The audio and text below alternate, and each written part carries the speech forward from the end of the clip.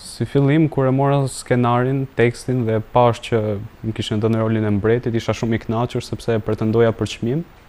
Dhe me vazhdimin e kohës që po mundonim se si ti krijonim batuta dhe çfarë emocioni ka mbreti, një nga gjërat që bëra ishte që doja të kuptoja se si mendonte Kreonti.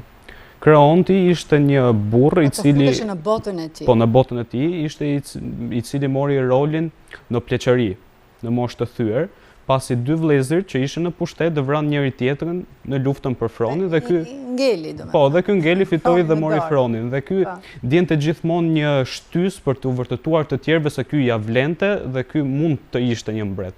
Dhe aty del dhe ligji që ky vendosi për të varrosur njërin vëlla dhe njërin vëlla për ta mos varrosur, kur futet dhe Antigona që shkel ligjin tim, ligjin e Kreontit, dhe Kreonti këtu sikur ndiej sikur bota e tij po shembet. Ky po e humb pushtetin që kishte mbi Tebën dhe i jep dhe vendimin që në fundit vendimi i bëri backfire në një mënyrë dhe i shkatroi dhe jetën atij.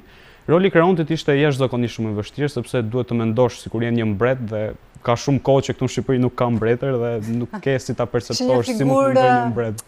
Ku ti të frymëzohesh në një farë mënyre.